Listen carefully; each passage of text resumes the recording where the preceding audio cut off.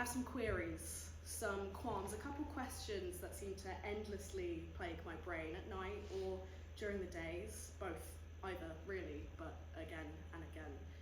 And all I want are answers, something to clear my head, I guess. Now here, can't sleep 3 AM, just top full of dread, instead of just peacefully lying asleep in my bed.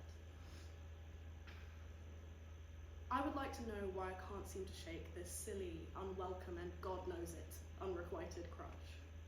Why in social settings I just feel like I'm always too loud, too drunk, too much, or just not enough. Why I felt like crying because my ponytail wasn't lying in quite the place I intended it to. And I never know my limits, why they seem to keep changing. A bottle of rosé was fine last week, but now I'm straining over the SU toilet, hands pulling back my hair, a familiar tug, and now my circumstances seem much more bleak. How to somehow avoid periodically slipping into this alcohol-induced anxiety when previously I desperately sought sobriety, impossible when you're exclusively socialising with PA society. I'd really love to know why I always seem to be the last girl they touch, or kiss, or fuck before they fall in love. Was he waiting in her bed? Was that why she couldn't come home with me?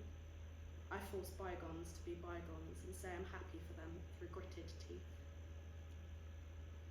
Or on the flip side, why me shouting no, stop, oddly didn't seem to deter them. Why that too wasn't enough?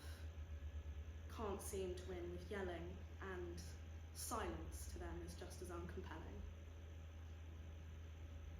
I'd love to be able to stop falling in love in my imagination. How in my mind it's Love Actually, it's Pretty Woman, it's Les Mis. No, not Russell Crowe belting the confrontation. We're holding hands, looking longingly into each other's eyes. It's a movie. There's cliched precipitation. Why my trousers fit fine a month ago and now I spend hours laboriously trying to tighten them. How I didn't even notice that I had lost the weight. And I'm simultaneously offended that my mum didn't seem to think I had lost the weight.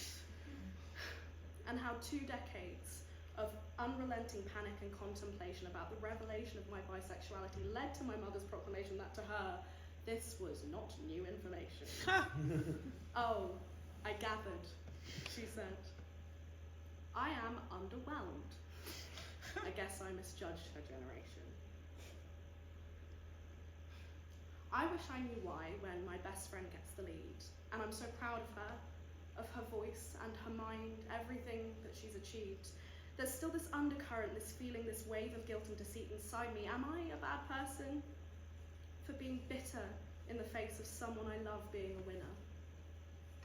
Why ice won't keep my Diet Coke cold, and how my cat was suddenly snatched from me, why bad things come in threes, and God, I'm so quietly petrified of getting old. Why in social settings with people more intelligent than me, I force myself to understand their rhyme, their reason, and their philosophy. I nod and pretend that it all makes sense. It is just as the greats once foretold. I'm always looking for someone else in the crowd. Someone amongst sticky surfaces and smarmy, sweaty so-called intellectuals who is also pretending, waiting for this conversation to reach its ending. But now a new philosophical debate is impending, and now it's Plato or Kant or Shakespeare they're recommending. But then again, isn't that what Taylor Swift said? It's me. Hi.